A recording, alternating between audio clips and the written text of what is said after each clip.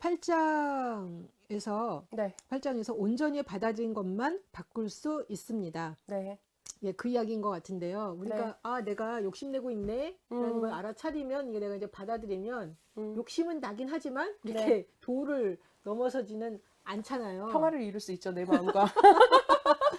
그죠? 네. 예. 그래서 이런 이야기가 있는데요. 네. 신학의 기본 원칙은 하나님께 온전히 인간이 되었기 때문에 인간이 변화되고 신격화되었다는 것이다. 네. 심리학에서는 내가 나에 대해 온전히 받아들이는 것만 변화시킬 수 있다. 내가 거부한 것은 아무것도 변하지 않고 그대로 남아있다. 네. 네. 맞아요. 네. 잘 깨달아야 될 부분인 것 같아요. 그죠? 그렇죠. 네, 자기를 온전하게 수용하는 것 자체가 사실은 우리가 우리로서 살아갈 수 있는 가장 힘 있는 능력의 방법이다라는 거를 기억하시면 좋을 것 같아요. 만만치가 않습니다. 네, 예, 그렇습니다. 8장에서 네. 이런 이야기가 나오는데요. 중요한 것은 자기 안에서 평화를 찾는 것입니다. 자기 안에서 평화를 찾은 사람은 다른 사람들에게 만족하고 주위의 모든 것에 대해 화가 나지 않습니다. 또한 상대방이 어떤 사람인지 제대로 인지할 수 있기 때문에 그를 있는 그대로 받아들이게 됩니다.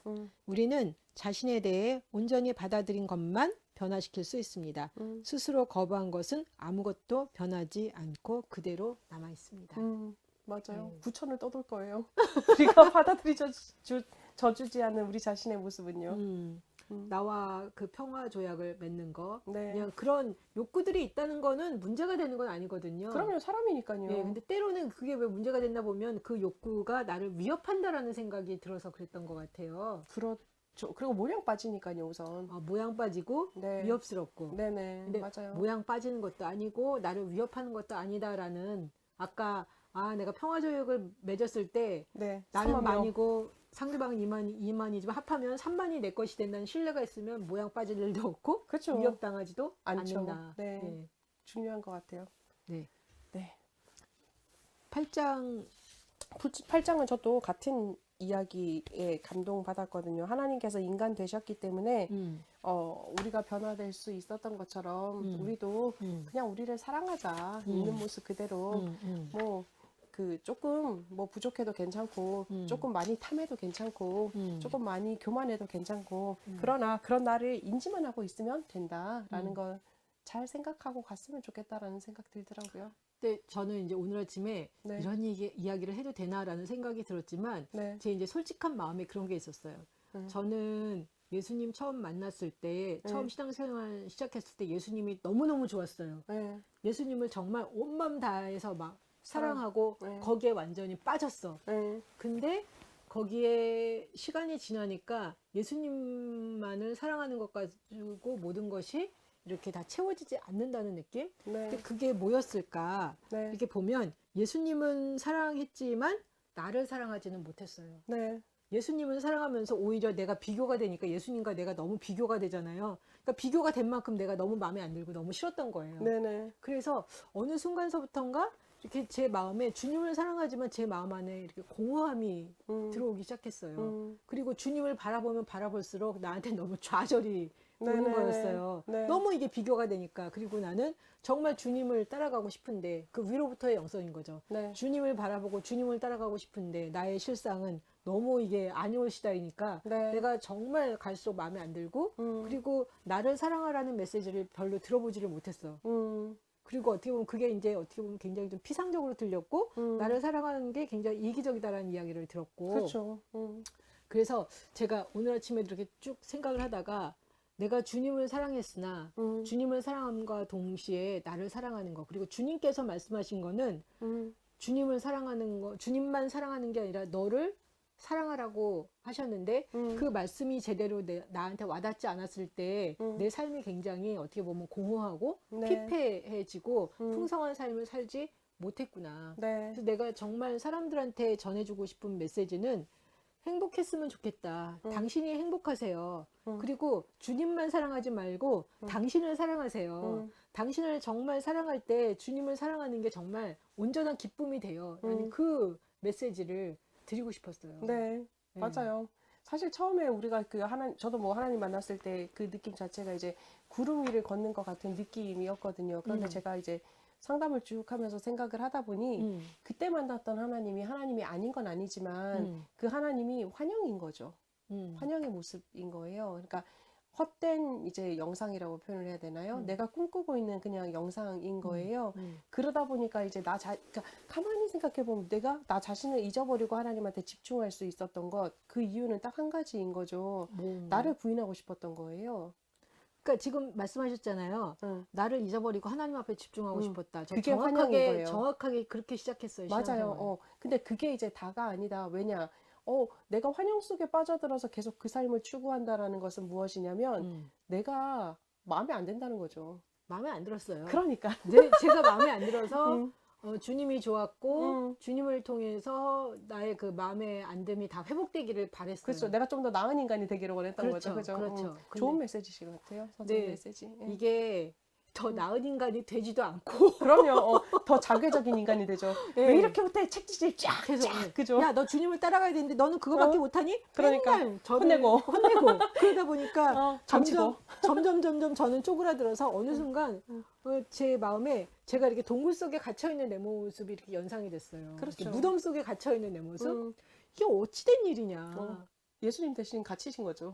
예수님 살아나셨는데 어떻게 살았네 하셨는데 이제 나는 갇혀진 거죠. 그래서 제가 정말 신앙생활하면서 어느 순간서부터가 굉장히 이렇게 모순적이다. 그리고 뭔가가 이게 좀 굉장히 허전하고 이게 다는 아닌데 도대체 뭘까? 네. 계속 그 고민을 했는데 결국은 말씀하신 것처럼 주님을 사랑하지만 또한 주님은 나한테 말씀하신 게 너를 사랑하라는 거. 그리고 맞아요. 나를 제대로 알아가고 나를 사랑하는 게 곧 주님을 사랑하는 건데 그렇지 못했구나. 근데 그 메시지가 정확하게 저한테는 어디서 이렇게 왔냐면 I am who I am. 나는 나다. 맞아요. 하나님은 나는 나다라고 이야기하면서 그 이야기를 통해서 나한테 뭘 말씀하셨을까? 너도 네 삶을 살아. 너무 기뻤어요. 너무 기뻤어요. You are free. 예, 그러니까 저는 제가 제 삶을 살려고 그러면 신앙생활 초창기에는 엄청 눈치가 보였거든. 주님이 기뻐하는 삶을 살아야 되고 주님이 원하시는 삶을 살아야 되지 내가 원하는 삶을 살면 안 돼. 그 생각이 되게 강했던 것 같아요. 그리고 이제 뭐 그런 가르침도 많이 받았고. 그렇죠. 자기를 부인하고 십자가를 지고 가라 그러니. 근데 이거는 행복하지 않아. 이거는 아닌데. 근데 또 제 자신이 행복해지는 거에 대해서도 굉장히 불편한 거예요. 그럼요. 그렇죠? 왜냐면 주님이 기뻐하는 삶을 살아야 되는데 내가 행복하면 죄책감이 느껴지는. 맞아요. 예. 근데 이거는 아니다. 위로부터의 영성으로 나를 짓밟고 나를 굉장히 이렇게 억압해서 저한테 남은 거는 아무것도 없는 것 같아요. 그때 당시에는 없지만 근데 그게 또 깨달음을 준 거죠, 사실. 내가 그렇게 안 살아도 되는구나 라는 거를 그렇게 살았기 때문에 깨달으신 거 아닐까요? 그렇게 안 살았으면 안 깨달았겠죠. 그런 부분이 있는데 대가지불이 너무 크다라는 생각이 들어요. 대가지불이요? 예. 근데 그만큼 대가지불이 없었으면 못 깨달았을 가능성이 훨씬 높겠죠. 대가지불이 너무 커서 네네.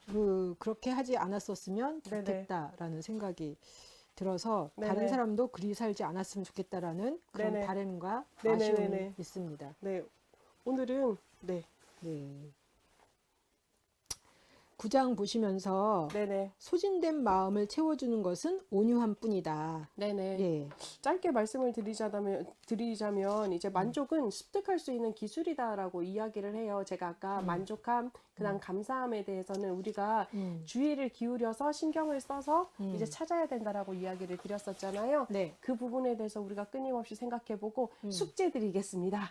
이 방송을 보시는 모든 분들은 하루에 한 가지씩 눈을 뜨면서 만족함 찾기 혹은 감사함 찾기. 저는 아침에 눈을 뜨면 본능적으로 나무를 쳐다보면서 나무야 안녕 차 타고 운전하면서 하늘 아름답네 하늘 안녕 이렇게 인사하고 가거든요. 되게 좋은 것 같아요. 네, 조금 정신 나가 보이긴 하지만 훈련할 수 있는 좋은 방법 중에 하나니 숙제 한번 하시길 바랍니다. 저는 9장에서 이런 이야기가 나오는데요. 겸손한 마음으로 내면의 진실을 받아들일 준비가 되어야만 우리는 안식을 찾을 수 있다. 겸손이란 우리 안에서 느껴지는 모든 것을 받아들이는 마음입니다. 네. 이를 통해 우리는 자기 자신에 대한 환상에서 벗어날 수 있습니다. 그러면 현실에 만족하게 되고 스스로에게 참된 안식을 선물할 수 있습니다. 예. 자기에 대한 저는 이 환상이라는 게 그런 것 같아요. 내가 주님 닮아가서 주님처럼 살 수 있을 것이다. 네.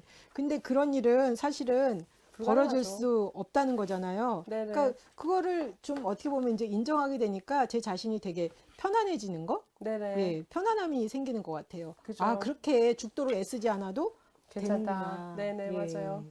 또 맞습니다. 9장에서 이런 이야기가 나오는데요. 주어진 것에 만족한다는 것은 체념이나 정체를 뜻하는 것이 아니다. 고마움을 느끼는 만족은 고마운 마음으로 받아들이는 모든 새로운 것에 완전히 열려 있다.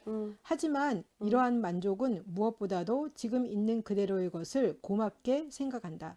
그리고 지금 있는 그대로의 것은 마음의 평화를 선사한다. 네. 이러한 평화로부터 새로운 것이 생겨난다. 그죠. 예. 감동적인 얘기입니다. 감동적인 이야기네요. 네. 네. 오늘 이렇게 해서 저희가 이 당신은 이미 충분합니다. 이 네. 책 1장부터 9장까지 살펴봤고요. 다음 주에는 10장부터 네, 나머지를 끝까지. 예, 다 살펴보겠습니다. 기회가 되시면 이 책도 한번 읽어보시면 되게 좋을 것 같고요. 네. 저희 유튜브 방송을 통해서 이렇게 저희가 하는 이야기를 통해서 자기 자신을 한 번씩 또 돌아보면 네. 또 도움이 많이 도움이 되시겠죠? 되지 않을까 생각이 네. 듭니다. 네, 그럼 저희가 오늘 여기서 마치고요. 다음 주에 뵙겠습니다. 행복하세요. 감사합니다. 감사합니다.